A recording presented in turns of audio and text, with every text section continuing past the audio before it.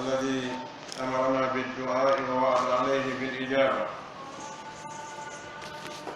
وأشهد أن لا إله إلا الله وحده لا شريك له، وأشهد أن محمدًا عبده ورسوله صلى الله عليه وعلى آله وأصحابه وعلى من اهتدى بهديه إلى يوم الدين.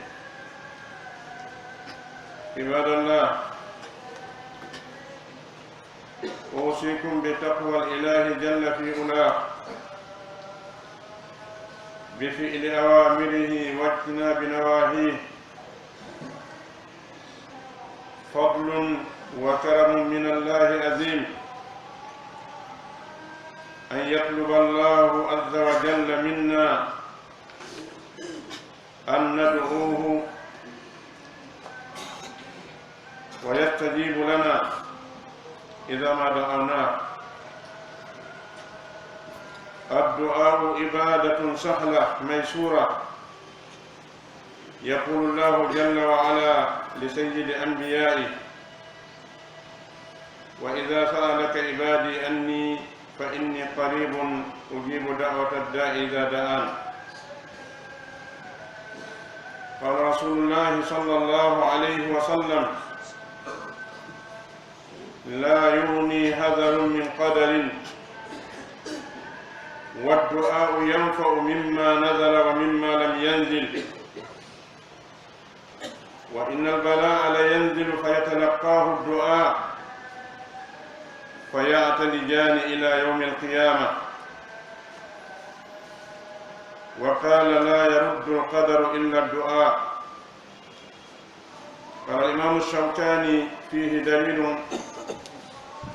أنه سبحانه وتعالى يدافع بالدعاء ما قد قضاه على العبد. يتي الله سبحانه وتعالى تقول ندير تقول جينده تبتي فيها كميرة أنظر كهنتم مؤتنين ووالدون كهنتم بلنين وفتنتم يمينة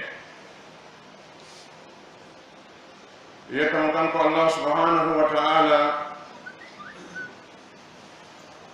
تين جيا الدرب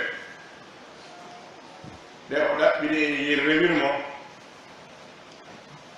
noddugol mo kanko Allah subhanahu wa ta'ala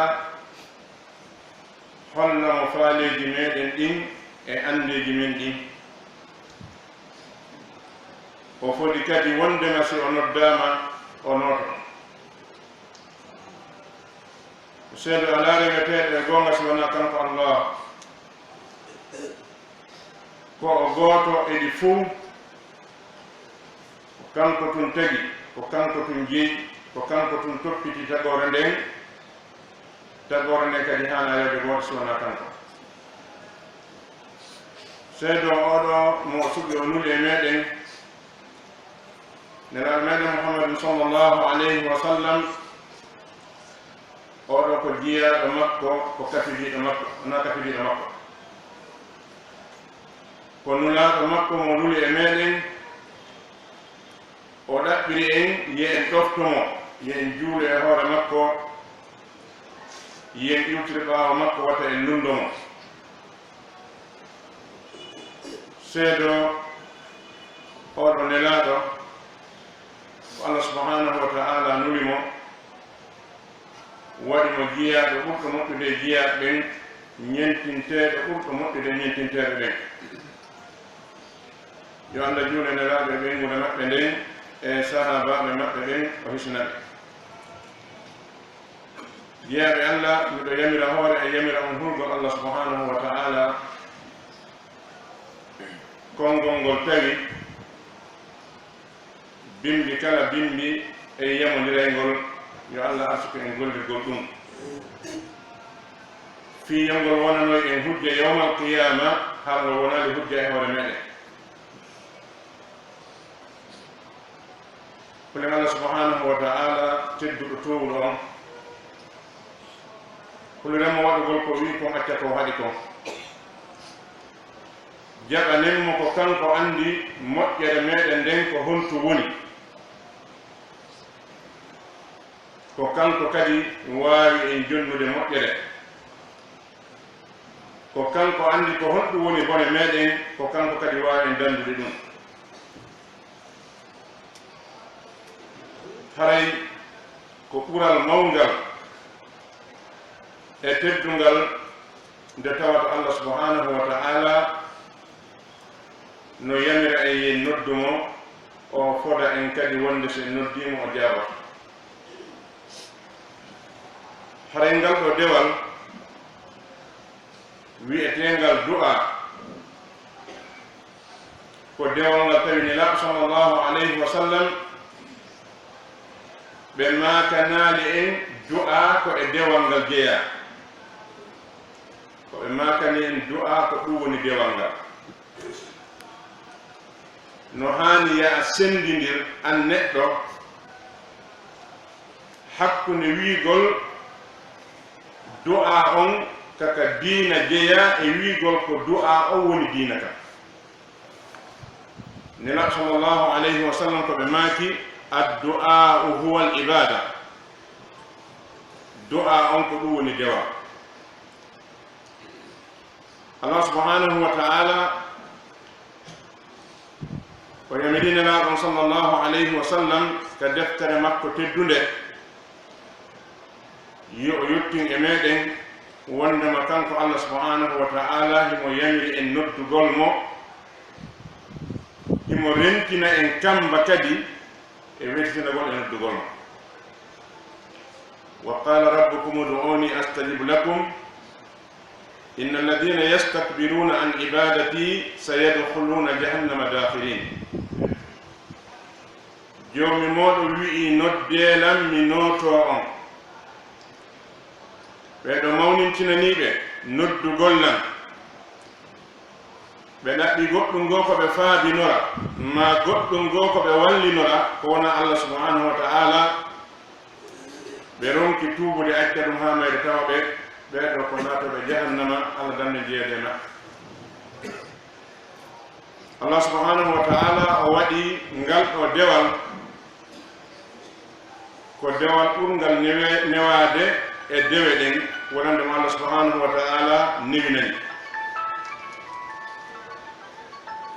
o humpitinelaaɗo sallallahu alayhi wa sallam yo andin e wondema kanko Allah subhanahu wa ta'ala si tawi hiɗen humpa fii makko yen andu wondema haray o woɗɗa wa ida sa'alaka ibadi anni fa inni qarib ujibu da'wata da'i ida da'an si jiyaɓe am ɓen landikema fii am miɗo ɓadi miɗo noto noddano nodduɗo so o noddinam nelaɗo sallallahu alayhi wa sallam ɓe makani e wondema la yanfa'u hadarun min qadarin walakin ad-du'a yanfa'u mimma nazala wa mimma lam yanzil ɓe maki nafata rentare nafata hay hunde e kodduɗi Allah rentagol mangol dandatama kono noon du'a no nafa e hunde arde no nafa kadi e hunde nde arani yani du'a no itta bone arta e hoore yimɓe ha o tabiti hiɓe toro Allah subhanahu wa ta'ala ha bone o ƴiwa bone kadi no fokkitana yimɓe ɓe toro Allah subhanahu wa ta'ala ha bone o yilto kono rentare ittata bone arɗo e hoore yimɓe rentare haɗata bone fokkituɗo argol haray sen taskike gurdam nelaɗo sallallahu alayhi wa sallam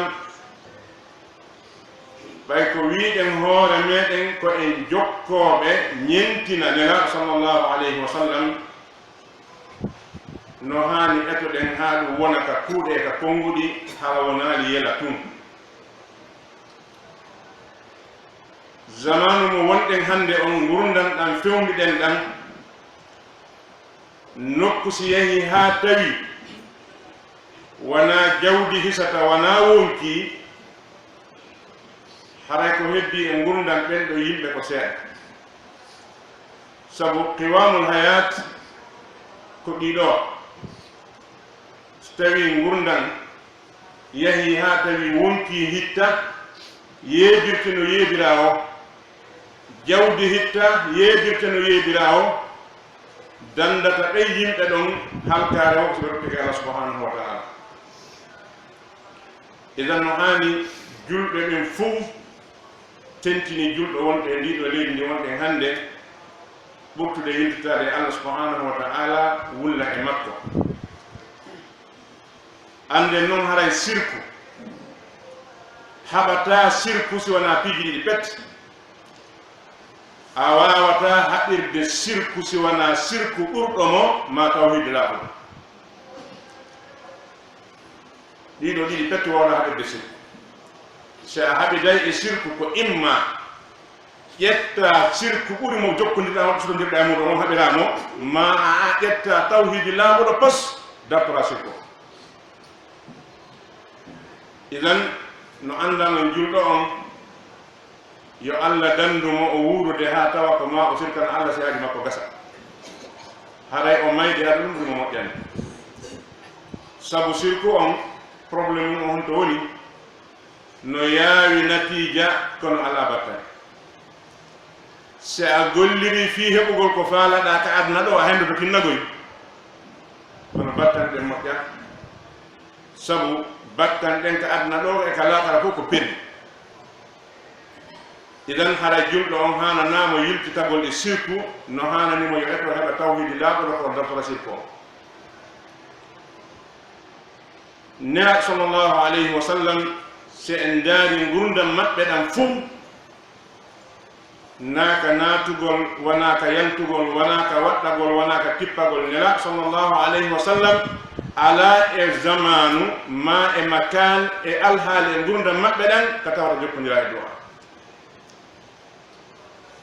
ko enen wiɓe ɓen no iwtiri ɓaawo accitiri hoore mum ni du'ata ko bal haysi du'oto ko du'a mo tawata jokkondirɗo e ŋaaɓo sundulla du'a si jokkondirali e gonɗi o nafata joom makko neɗɗo si woni no torono ŋaaɓa sundulla no soƴƴo no aani siga on du'a ɗon siga on du'otoɗo ɗon ko ɓooyi du'ade Allah subhanahu wa ta'ala wattantayile ko no wolde ko sabu subhanahu wa ta'ala ko wi ud'u rabbakum tadarruan wa khufiya tore joomi moɗon hara hiɗo yurminkinade hiɗon huli kadi si tawi tortoɗo on wonda e ɗum ɗo wona yurminkinare wona ande wona gonɗi ko himo dorade tumɓa wi'ama yo tore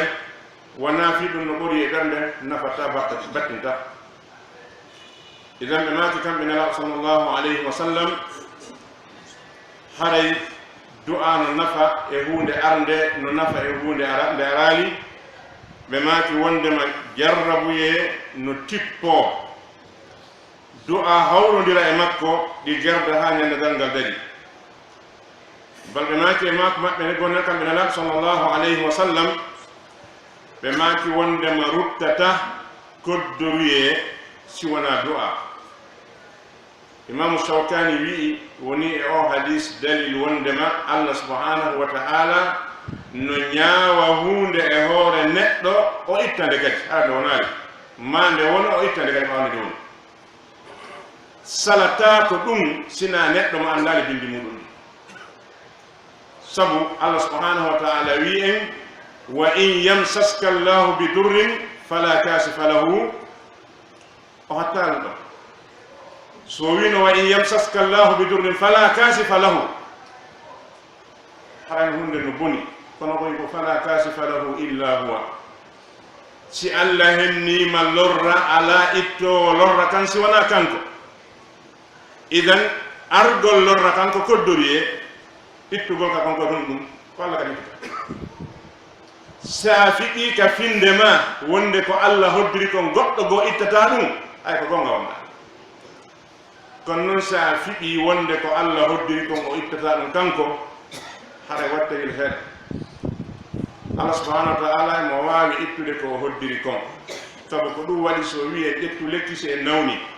ko ɗum waɗi so wi en juulufi en heɓu moƴƴa e makko nden ko ɗum waɗi so wi en ranto e bone ko tawɗi ɗi ɗiɗi kala heɗi prépara ha gasi ko ɗaɓɓuɗa e mo woota koto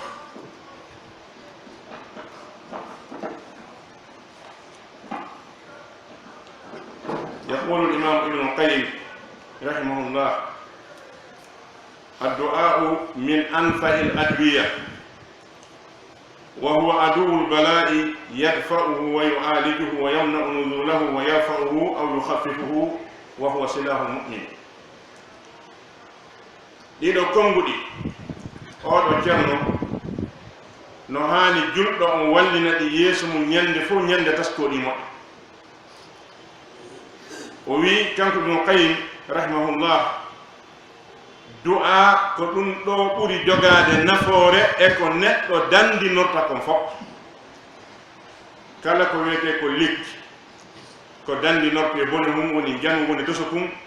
ala ko hewtiti torgol Allah subhanahu wa ta'ala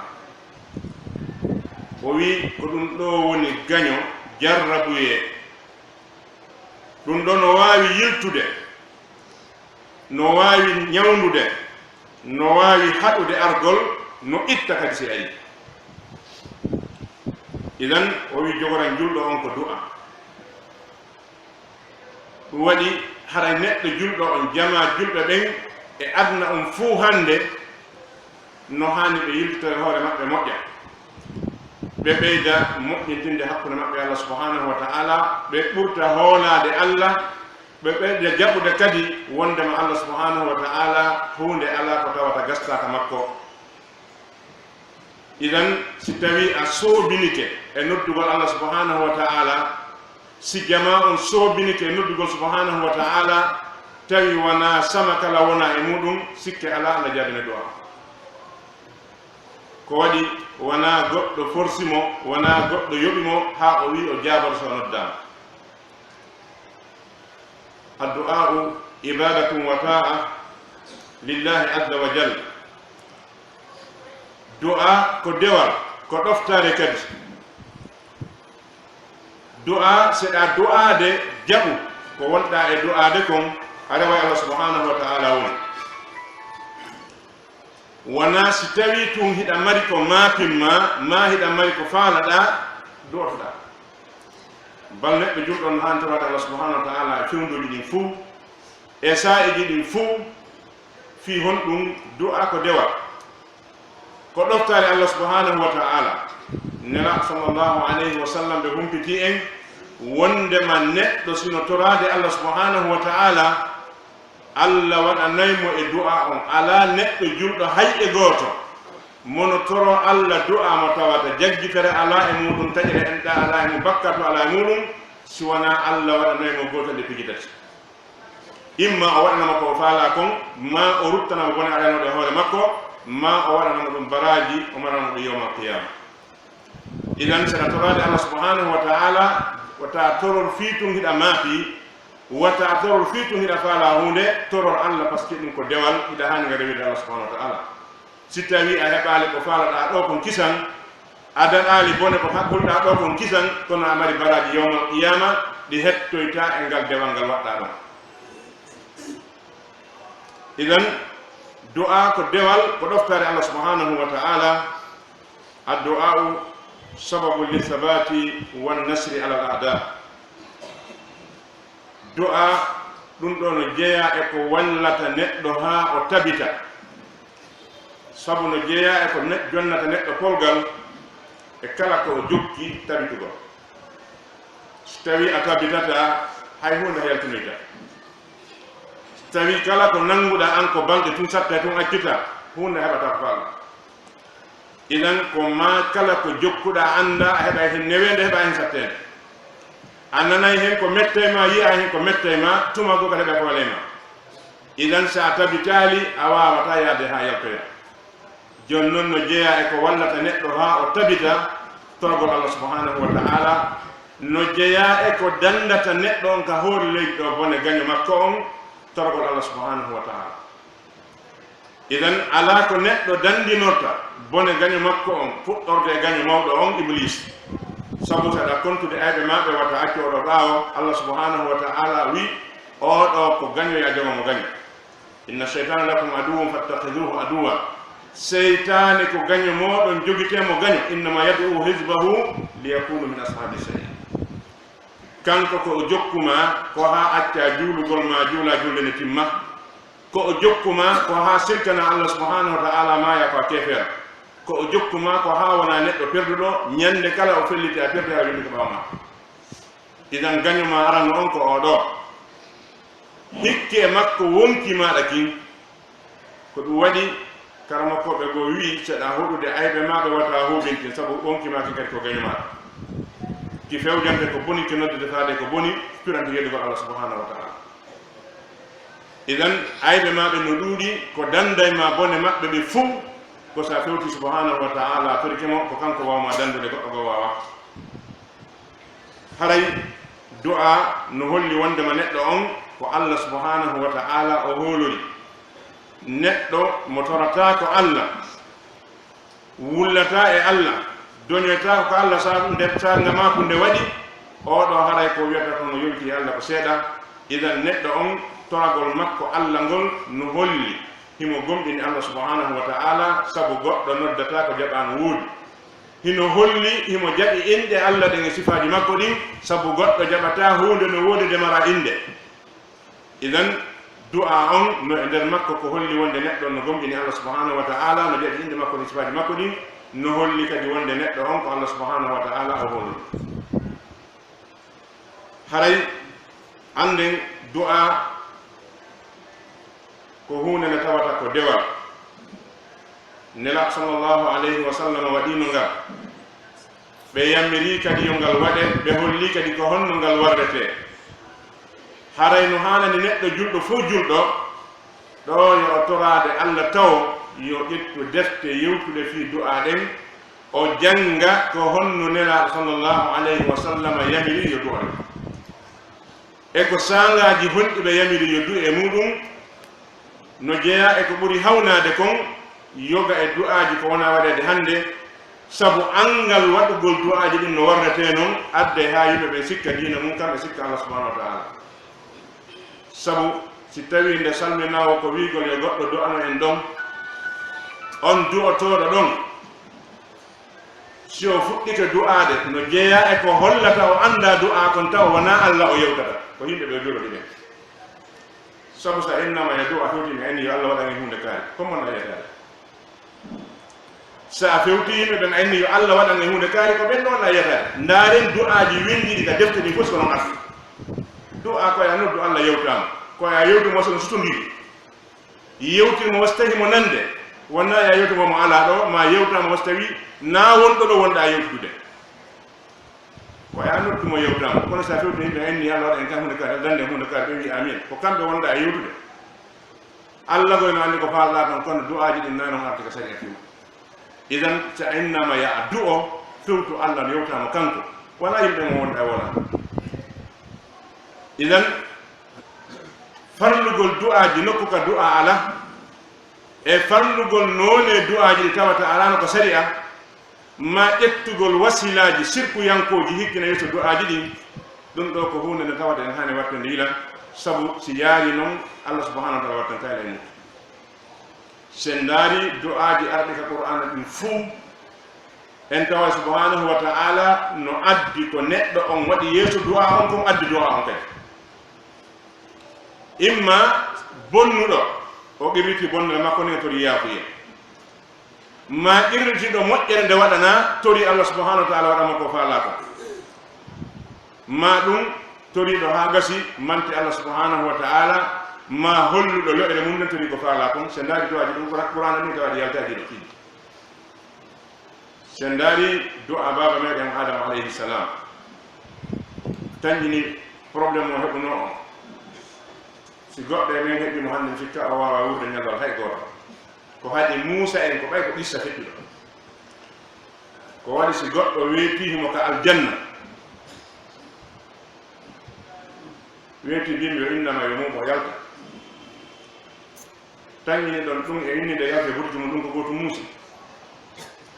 ala musiba sattuɗo hewti o musiba mo adama heɓi rabbu samawati o noddema innama yaltuka aljanna jippoɗa ka hoore leydi ɗo ko woni andata ɗum ko sattende komo jooɗaki miijide mo ƴettan ɓanni hoore mo sindo komi waɗa ɗum kono haa gonto ko mustane hayso koye galle humma aduna yaltina ɗata no muusi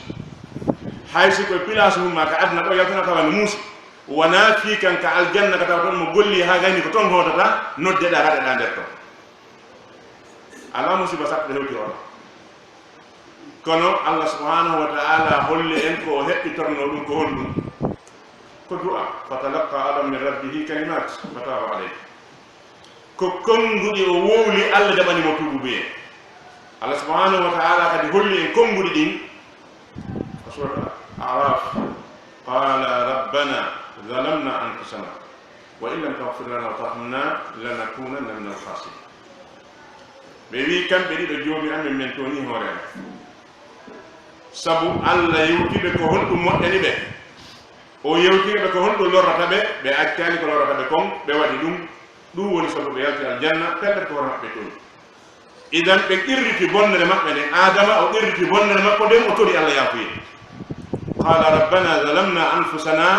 ɗum ɗo ko qirritagol bonnere Allah min toñi hoore amen sabu se a faala yaafinade a qirritaki ɗa bonni sikka yaafu heɓata on ga sa a fewti a wi a tigi tigi on nde min hara mi bonna kono non joni yaafanela hay feetuɗo gon jaɓatama konngol maɗa ko la budda inna moodi mi jaɓi ko min bonni accanela ɗum jaɓete kono mi bonna kono noon accanela oye idan ɓe qirriti ɓe bonni taw ɓe qirriti kadi ko hoore maɓɓe ɓe bonni ɗen kamɓe yalta aljanna ɓetorino yaafuye ɗo no holli wonde mo so tawi hiɗa faala toraɗo subhanahu wa taala yo accane bonnere ma nde on no watta ko yaɗiri to bonnere ne waɗɗa nde ƴirditoɗa ko an toñiki ƴirditoɗa a bonni toroɗa no yaafuye sen daari du'a o Zakariya alayhi salam surat Maryam wasila makko on ko hikkiri ko yeeso du'a on ɓayno jeeya e ko ɓuri en sondude hannde si innama yo neɗɗo du'o ko honɗum watte yeeso du'a probléme fof ko ɗo woni na Allah okkoro men algandu men o nana probléme o woni koko hikkinte yeeso du'a on ko ɗum fawi yimɓe janngol yaatin 4 ko ɗum fawi yimɓe janngol Qur'anu laabi 10 ko ɗum fawi yimɓe waɗgol ko wowla o siwdu e idan aya hay ɗo nokkeli gol so inni joni sadaka ñamama gasi ko yoddu e imam o uddina to ɓanta inna wa halay waɗi astahfirullah laabi 10 ko hongo wiyata astahfirullah ko waɗa ko woni ka si tawi hiɗa jaɓi ko ñamuɗa ko na ko dagi wi astahfirullah kono so tawi ko ñamuɗa ko ko dagi ñama ko dagi wi astahfirullah ɗum ɗo yaada namu nasibo fiw ko ñamuɗo ko harmi wiyata astahfirullah idan waɗen astahfirullah laabi 10 ida jaa rasulullahi tel qul wallahu tel salatu ala nabii tel wallahi alladi la ilaha gayru a yahata e deftere sari a ko nde loƴi wo ko nde loƴi yiya ɗum no winda nder ko awham ko moƴƴina ɗum ko tawata a ɗaɓɓitata kadi ha yiya ko hombo wallifi ɗum ko hombo narra a yiyata koko jaɓodirani ɗum e kunduɗe mo be ƴetti waɗ ɗum soobe sabu angal andugol ko honɗum hikkinte yeeso du'a wala ɗo watte ka yeeso du'a wona kono ɓay on ti anda ko watte yeeso du'a on haqqitoto ɗon ha waɗa ko tampinta idan Zakariya alayhi salam ndaari ko suratu Maryam ɓay o maapike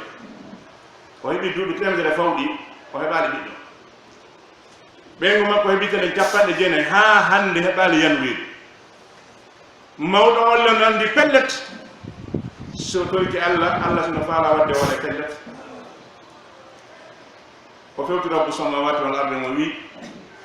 qala rabbi inni wahana al azmu minni wasta'ala ar ra'su shayba wa lam akun bi du'aika rabbi shaqiya ɗum ɗo na du'ani ko ɗum hikkina yeeso du'a on ko ɗum ɗo hikkini yeeso du'a on fiyotoro ko faala ko Allah min ƴiye an ɗen lo'i ɗo wayata ɗo amina ka hoore anden jalbi puri ɗum no kadi wiyatake amina mi wonaali e noddugol ma ngol joomi komi perdowo mi andi a waɗatala komi faala ko ɗiɗo ko ɗum wiyete wasila ko ɗum hikkinte yeeso du'a inni khiftu mawaliya min warai wa kanat imraati aqila ɗiɗo fof na du'a on ko honɗum fa habli min ladunka waliyan yarithuni wa yarithu min ali yaqub waj'alhu rabbi radiya du'a on ko ɗi ko ngoni ɗo o wi Allah mi huli lontotoɓe ɓen ɓaawo an musidal ngal huliɓe sabu ko annabajo o tawi o heɓali ɓikkum musidal ngal fof ko bandiyagal jokki si o maayi diina kan fi mo waala to woni joni noon susi makko on ko watta o mayi tawa ala lontotoɗomo ka diina o heɓi duuɓi 100 kono ɗum gueɗete o fewti rabbu samawati yo Allah okkumo ɓiɗɗo moƴƴo mo no lontomo ƴetta diina kan hala ka hattali toon makko kono o hikkinno yeeso ko lo'ere makko nden o hollu angal mawdi makko ndi lo'ere makko nde o hikkini yeeso du'a makko on o tori ko faala ko Allah subhanahu wa taala holli omo jaabini du'a on kadi ko Allah waɗanimo kon hay goto e ɓiɗɗo waɗanaka ɗum ɓiɗɗo yo taw o innete inde makko nde ka kammu dow ɗo yo o sowede taw wona de nde o sowa o jibina o femba o inna inde makko nde o sowaka wona taala wi ya Zakariya inna nubashiruka bi gulam ismuhu Yahya Zakariya meɗen weltinira haɓe ɓiɗɗo wiyeteɗo Yahya o inni inde makko nde so jibinama nama ko fi inde idan ɗo kadi o du'a ɗo sen ndaaren taw sette du'a adama on to ka oɗa ko bakkatu mum on ƴirditi tori Allah oɗo ko lo'ere mum nden holli tori Allah sen ndaari du'a annabi Yusuf on alayhi salam ka suratu Yusuf ton nduɗi ɗiɗi pettotori Allah subhanahu wa taala kono o waɗi wasila konguɗi jeego ndaren ka qissa makko landi ɗon ka suratu yusuf ɓay allah moƴƴike makko ha timmi o tori allah o wi rab qad ataytani min almulk wa allamtani min ta'wil alahadith fatira alsamawati wal ard anta waliyi fi dunya wal akhirah ɗum ɗo fof ko wasila ko hikkinte ɗum yeeso do am fala tawde allah hunde kono ko honɗum hikkinte yeeso do am ko ɗum ɗo waɗi go'o o ɓirditi nema mo allah nemini mo on taw ko allah andi mo konfiro koyɗi ko allah hokkamo kon laamu ɗiɗo ɗiɗo artigiritade qad ataytani min almulki wa allamtani min ta'wil alahadith yirti o mantiri allah ko tawata kon goto wawa wadde sina kanko tabugol kammo e leydi ɓe hande ala ko allah mantiri hoore mum hewti ɗiɗo tabugol kammo e leydi so yeehi qur'ana kala ka yarɗen a yiye allah no inna no kamɓe kammo e leydi sabu komo anda woni anda ɗino tiiɗi walgo ɗino tiiɗi sen inni ingénieur aduna on fof tumbodi wengana en daalol ngal laatu gaale hay ko ngal demeteɗo wawata ka wengugol ndu kammuɗo hala ngo ala to galal waɗugol ɗum no hani man torde goni allah no mantora ɗum idan o mantiri allah tagugol kammum e leydi ndi o wi allah ko an jeeyni aduna e laakara ɗiɗo kammuɗi jeego waɗi wasila e so do a makko o tori biɗi pet tawaffani musliman wa alhiqni bi salihin toy kema warande wartami wala komi julɗo toy kema ɓawo nde warɗami ka moƴƴuɓe ɓe wonɗo nawranko ɗum ɗon du'a makko ndaren noon yusuf ko tawɗo annaba ko suudu maɓɓe no fof annabaɓe bem makko ko annabi bem makko ko annabi soro bem makko ko annabi kanko ko annabi kono suusi makko ko so maaye ko julɗo han jippina qur'ana nde wotere inna pigri kon fof tini andi a fama ka annabaɓe fonne hoore mon kon ka si wona ɗum na yusuf mako ɗo si mayde islam ka ɓay par ce que ko annabajo bem makko ko annabajo bem makko ko annabajo soro makko ko annabajo soro bem makko ko annabajo annabaɓe nayi jokkodirɓe kono ɗum ɗo holli wondema jaka neɗɗo haysi ko honɗum nde o tawi mo hani mapade ko honɗum mayata e hoore mum sen daari ka suratu al imran du'aji wonɗi toon ɗi fof kadi taway ko hunde wotere ko qirritagol golle moƴƴetoro allah rabbana amanna bima anzalta wattaba'na rasula ko du'a noon du'a on ko kongo sakkino ngo fakturna ma shahidi ɗum noon du'a ɗum ɗa ko al iqraru bil amali salih qirritago golle mo moƴƴe ɗe waɗi ɗen allah min gomɗini ko tippinɗa ko min jokkinulaɗo ma on kon no falata fakturna ma shahidi ɗum ɗon du'a idan ɗiɗo naye rewɓe hoore majji no duule feƴƴirtaka kammu hara taskata ko honɗa wolu si tawi qur'ana holli en no du'orte en acciti ɗum ɗo en ƴetti goɗɗum go e moƴƴani hoore men so jeewde men sabu subhanahu wa ta'ala ko addi ɗum ka qur'an ko hollugol en du'aji waɗanoma o jaabiniɗi ko niiɗi warrano si o jaɓi ɗi idan saɗa faala du'aji maɗi an kadi o jaɓe ko noon warrata innaka e waɗi wasila mo ɓen ɗo wanno koye waɗa sifa makko an kadi waɗi golle moƴƴe ɗe waɗɗa ewa torode ɗen allah hiɗa mari bakkatuji ɗi faljuɗa hiɗa wagirtade ɗe tuba ruttuɗa e allah hiɗa wondi e lo'ere hiɗa faala doole ɗe watorode ɗum allah lo'ere ma nden idan koye ƴettu golle ma ɗen alhaali mo wonɗa e mum on toroɗa ɗum allah wona e a ƴettu piiji ɗi tawata yaada e ko wiyete du'a kon few inna hikkina ɗum yeeso du'a toroɗa allah a sikka e allah yiɗama ma o ala haaje maɗa hara kawdira walka laawa aqul qawli hada wa astaghfirullaha lakum fastaghfiruhu innahu huwal ghafurur rahim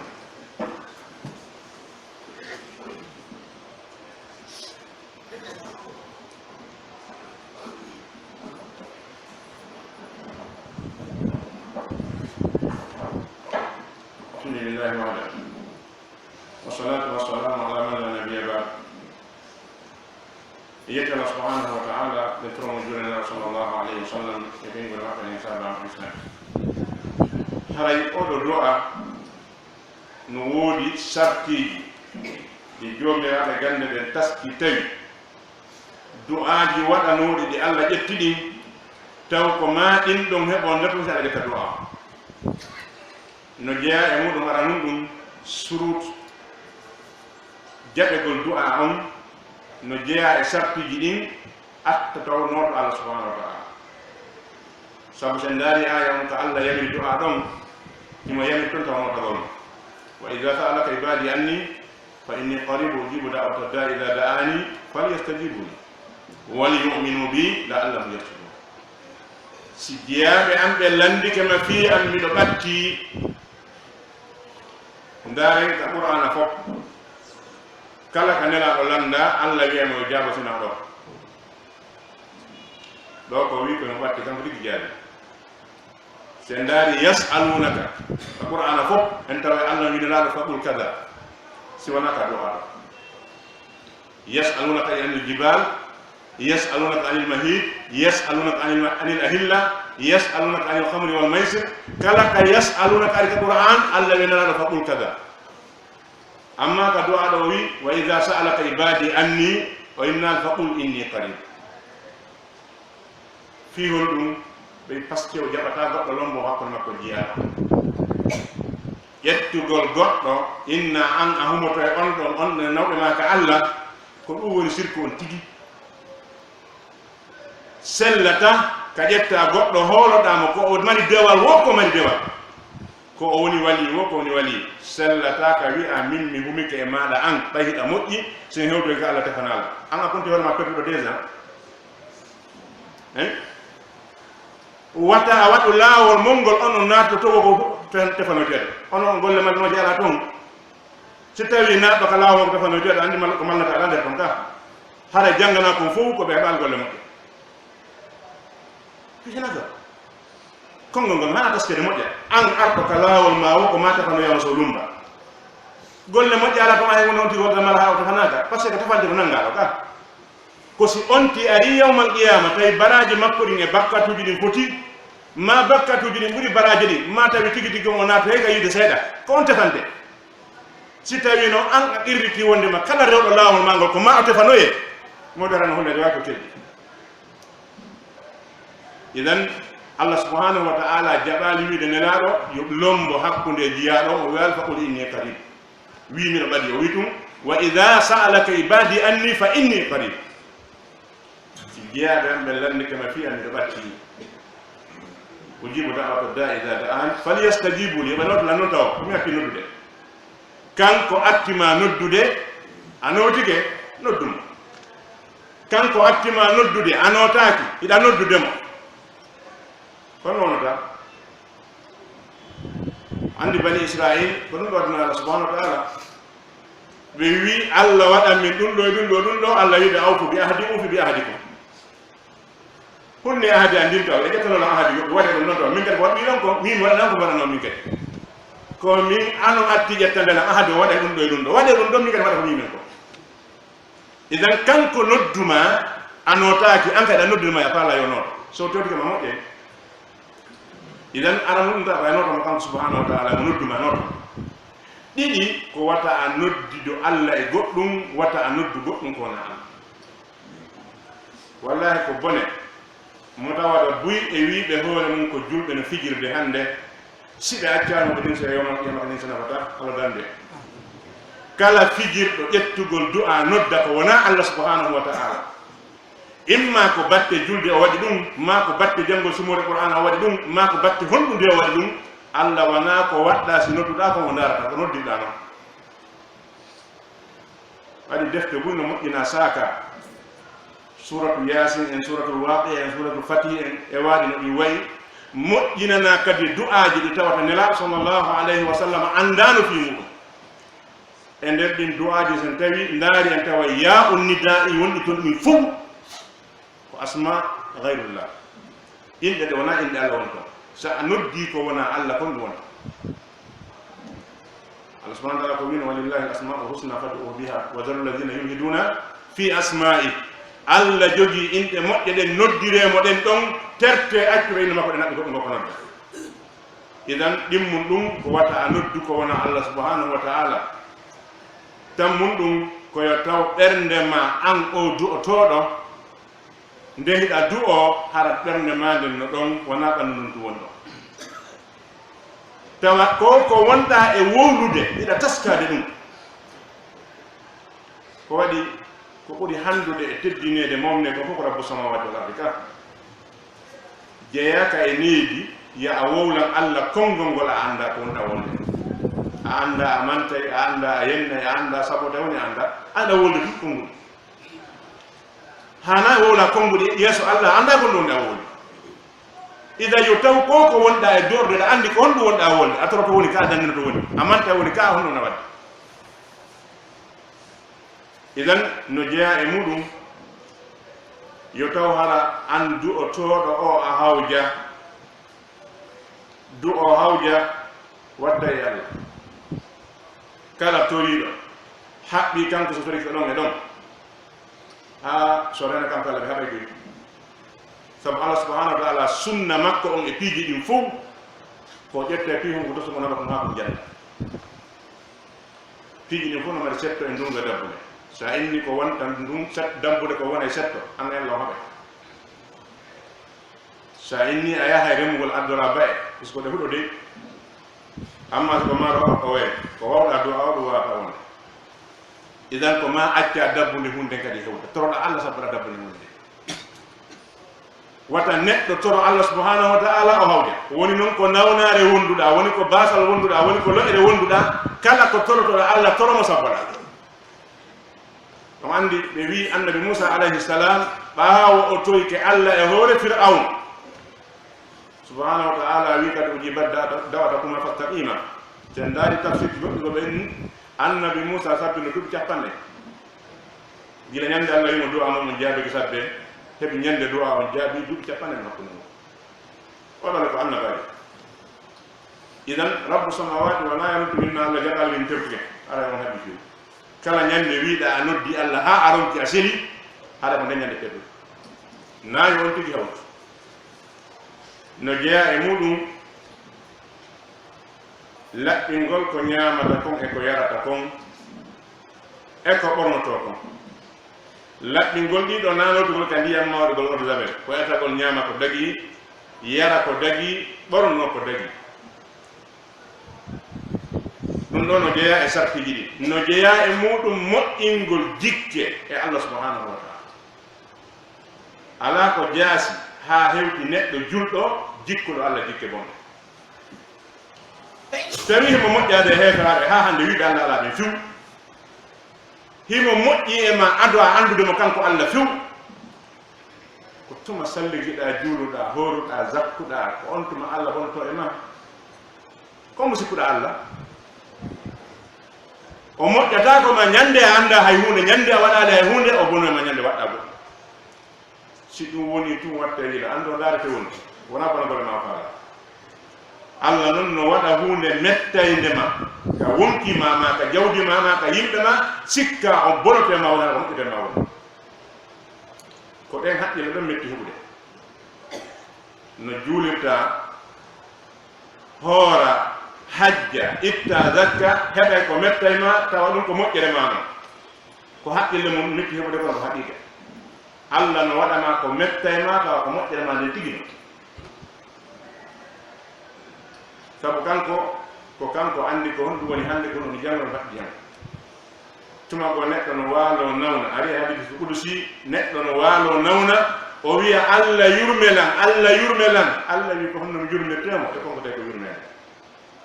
yani koko woni mum ɗo ko yurmene nden noon mo rondi dolle bakkatu so o nawnani ɗe ɓoora ko yito yaata joni mi nawnimo fi ɓorgol bakkatuji makko ɗum himo wiide kadi mi yurme ma joni ko honno mi yurmetemo e honno tawi ko nde woni yurmene de idan wonaya jaɓu heɓugol ko faala ko ɗum moƴƴere nde jaɓu Allah waɗi kon ko ɗum moƴƴere nde fannin ko ɗum wonɗa pesudarade e jam idan neɗɗo on ko yo moƴƴi jikke e Allah subhanahu wa ta'ala o anda pellet